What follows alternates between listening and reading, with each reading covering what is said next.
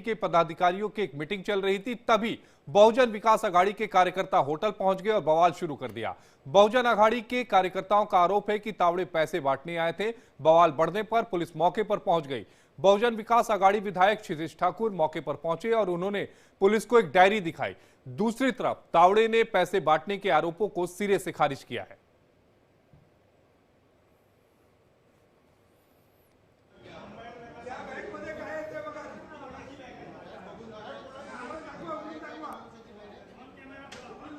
तो ये उस समय की घटना है जब बहुजन विकास अघाड़ी के जो कार्यकर्ता है वो उस होटल पहुंचे थे, जहां पर उन्होंने विनोद तावड़े पर यह आरोप लगाया कि वो लाखों रुपए लेकर होटल में आए थे। तो जिस समय विनोद तावड़े उस समय होटल में थे, उनके साथ नालासोपारा के विधायक और नालासोपारा के बीजेपी उम्मीदवार राजन नाइक थे, वो भी मौजूद थे। तो बवाल बढ़ने पर जो पुलिस है वो मौके पर पहुंच गई। बहुजन विकास अघाड़ी के विधायक क्षितिज ठाकुर मौके पर पहुंचे और उन्होंने पुलिस को एक डायरी भी दिखाई। तो दूसरी तरफ तावड़े ने पैसे बांटने के आरोपों को सिरे से खारिज किया है।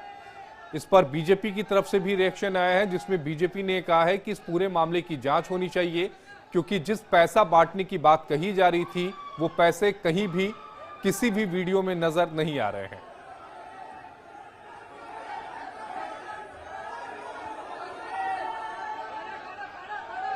महाराष्ट्र में कल वोटिंग होने वाली है और वोटिंग से ठीक पहले इस सियासी कदम ने महाराष्ट्र की राजनीति को रुख मोड़ने की कोशिश हो रही है। और इसी खबर पर ज्यादा जानकारी के साथ हमारे सहयोगी अभिषेक शर्मा हमारे साथ लाइव जुड़ रहे हैं। अभिषेक, विनोद तावड़े बीजेपी में एक बड़ा नाम है। आरोप यह लग रहा है कि वो पैसे लेकर होटल पहुंचे और वो कार्यकर्ताओं में बांटने की बात कही जा रही है। यह आरोप बहुजन विकास अघाड़ी के कार्यकर्ता लगा रहे हैं। जो सीसीटीवी फुटेज है या फिर जो फुटेज है वो दर्शकों को सबसे पहले आप बताइए, और पुलिस की प्रारंभिक जांच कि उसमें क्या कुछ निकलकर सामने आया है। बिल्कुल सही कहा आपने। आशीष की बहुत बड़े दिग्गज नेता हैं बीजेपी के, और वह यहाँ पर इस वक्त करीबन कई घंटों से उनको जो बहुजन विकास अघाड़ी के तमाम कार्यकर्ता हैं और उनके नेता हैं, जो उनके पार्टी के मुखिया हैं हितेन ठाकुर, जो चुनाव भी लड़ रहे हैं, उनके बेटे जो क्षितिज ठाकुर है वो चुनाव लड़ रहे हैं, दोनों वहां इस वक्त होटल में मौजूद हैं और तमाम उनके साथ तमाम हजारों की संख्या में कार्यकर्ता मौजूद हैं। लगातार हंगामा चल रहा है और सबसे हैरानी की बात देखिए इस बात को लेकर है कि आखिरकार लोग अंदर आए कैसे। देखिए, दो चीजें हैं कि जो सीसीटीवी की बात आप कर रहे हैं, सीसीटीवी हो या फिर जो वीडियो, लगातार पुलिस खंगाल रही, लगातार जांच पड़ताल कर रही है। पुलिस चूंकि पहले लोकल पुलिस मौजूद थी, कुछ पुलिस की संख्या कम थी, जरूर उसके वजह से लोग पहुंचने में कामयाब हुए, जानकारी ऐसी मिल रही है, लेकिन पुलिस की भारी मौजूदगी इस वक्त यहाँ हो चुकी है उस होटल में, होटल के अंदर और बाहर, ताकि लोग जो अंदर कम से कम जो उनको बंधक बना के रखने की जो बात लगातार सामने आ रही है, उन्हें बाहर नहीं निकलने दिया जा रहा है। वही नहीं बल्कि जो बीजेपी के तमाम कार्यकर्ता हैं उन्हें बाहर नहीं आने दिया जा रहा है, उसको कम से कम उनको बाहर निकाला जाए, उनको सही सलामत निकाला जाए। दूसरी बात, एक बात ये भी सामने आई है कि बहुजन विकास अघाड़ी के लोगों ने वहां पे जो बीजेपी के लोग कार्यकर्ता कुछ लोग मौजूद, उनके साथ हाथापाई भी की है, कुछ लोगों को चोटें भी आई हैं। यह अपने आप में बड़ा मामला है क्राइम का एक, जिस तरीके से यह। और देखिए, बहुजन विकास अघाड़ी के बारे में बता दें कि आपको जब 2019 की चुनाव की बात मैं करूं, 2019 में इसी नालासोपारा विधानसभा में जब प्रदीप शर्मा चुनाव लड़े थे, शिवसेना उद्धव ठाकरे गुट थे, उस दौरान भी प्रदीप शर्मा आपको पता है एनकाउंटर स्पेशलिस्ट हुआ करते थे और वह उनके साथ भी इस तरीके से बड़ा हंगामा हुआ था, उनके ऊपर भी हमला हुआ था रात में, और वह कहीं कहीं पैसे बांटने का आरोप उस वक्त उनके ऊपर लगा था। और अब इस बार भी 2024 के चुनाव में विनोद तावड़े जो कि दिग्गज नेता है बीजेपी के, उनके ऊपर आरोप लग रहा है। और ये बात भी सच है कि जो जानकारी सूत्रों द्वारा मिल रही है कि कुछ वहां पे पैसे फेंके गए, पैसे बांटने की बात सामने आई है, ऐसा इनका आरोप है। लेकिन पुलिस देखिए इस पर मामले जांच पड़ताल कर रही है, चुनाव आयोग को टीम पहुंची हुई है, तमाम जांच पड़ताल चल रही है। आखिरकार सच्चाई क्या है, क्या इसके पीछे कोई झूठा आरोप है, क्या इसके पीछे स्टंटबाजी है? क्योंकि दो चीजें हैं। देखिए, बहुजन विकास अघाड़ी जो है यहाँ पर पिछले कई सालों सत्ता में यहाँ पर है, आप मुझे करीब 25-27 सालों की बात करें, लगातार बहुजन विकास अघाड़ी इस इलाके से यानी नालासोपारा और वसई विरार जो पालघर का एरिया है, इस इलाके में लगातार उनकी सत्ता रही है। लगातार वही बाप बेटे कहे या एक ही परिवार की तरफ से लगातार यहाँ पर विधायक और एमपी रहे हैं। और अब इस तरीके से अगर शायद क्या उनकी यहाँ पर उतनी स्थिति सही नहीं है, यानी चुनावी हिसाब से बात करें तो इसलिए यहाँ हंगामा हो रहा है क्या?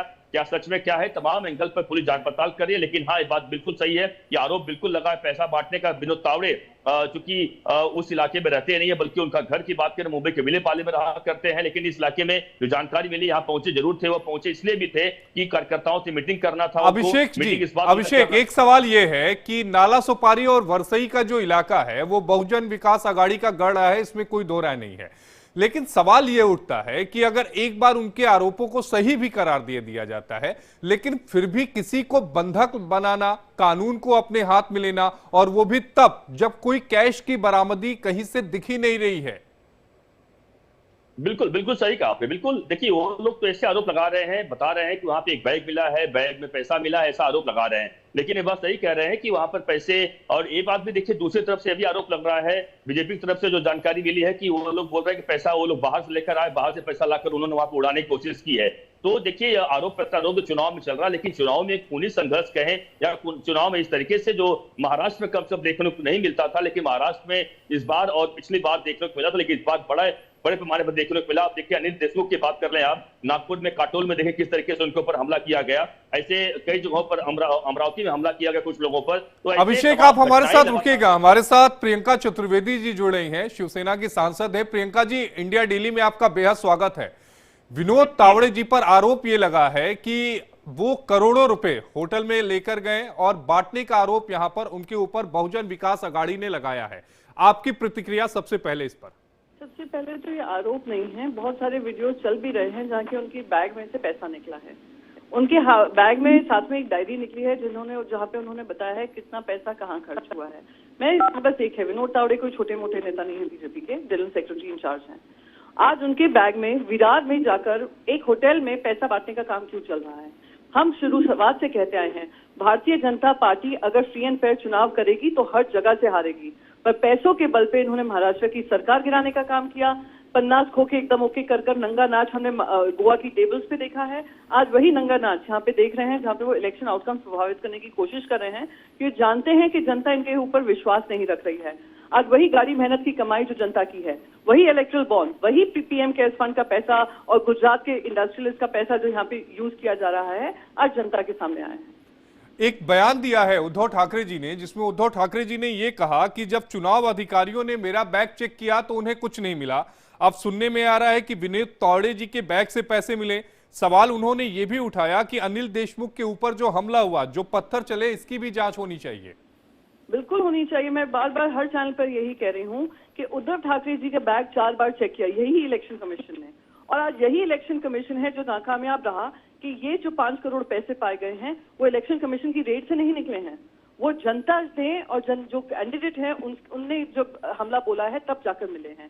तो आज इलेक्शन कमीशन भी उजागर हुआ है कि अगर सही मायने में अगर आपको प्रजातंत्र को बहाल करने का जिम्मेदारी दी है, राजनीतिक पक्ष जो डेमोक्रेसी के साथ खिलवाड़ करते हैं और पैसों के बल पे सत्ता में आते हैं, ऐसी पॉलिटिकल पार्टीज को पे डिसिप्लिनरी एक्शन लेना चाहिए। उनको इलेक्शन लड़ने की इजाजत अगले 6 साल तक नहीं देनी चाहिए, तभी जाकर देश में फिर से, मैं मानती हूं, डेमोक्रेसी फिर से बहाल होगी। प्रियंका जी, जबकि बीजेपी का कहना इस पूरे मुद्दे पे यह है कि वो अपने पदाधिकारियों से मिलने गए थे और उन्हें झूठा फंसाया जा रहा है। अच्छा देखिए, ऐसा है, 48 घंटे रह गए हैं चुनाव के लिए।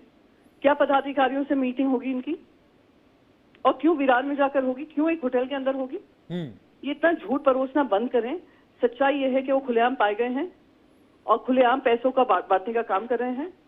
और आज गोवा से लेकर महाराष्ट्र में जो काम हुआ है, जो गुजरात का पैसा आया हुआ है, जहाँ गुजरात के पैसों के बल पे ये महाराष्ट्र का चुनाव प्रभावित करना चाह रहे हैं, क्योंकि वही गुजराती कारोबारी का लाखों करोड़ों का पैसा जो एहसान में इन्होंने लुटाया है महाराष्ट्र सरकार ने, आज वो कहीं ना कहीं शक के घेरे में है और हम उसका उजागर करेंगे जैसे ही हम सरकार स्थापन करेंगे। प्रियंका जी, ये वीडियो आए काफी समय हो गया, लेकिन चुनाव आयोग की तरफ से अभी कोई स्पष्ट बयान आया नहीं। अब क्या बताएं, आज देश के इलेक्शन कमीशन देशवासी देखें। आज हम 240 की सरकार बनाई है, वो भी शायद इनकी नहीं होती अगर इलेक्शन कमीशन और पुख्ती तरीके से काम कर रहा होता। आज इलेक्शन आउटकम सब प्रभावित हो रहे हैं क्योंकि इस तरीके का पैसे का बांटना हो रहा है। आज वही स्टेट इलेक्शन कमीशन को हम सुप्रीम कोर्ट लेकर गए हैं जिस तरीके से हमारी पॉलिटिकल पार्टी नाम और सिंबल किसी और पक्ष को दे दिया गया।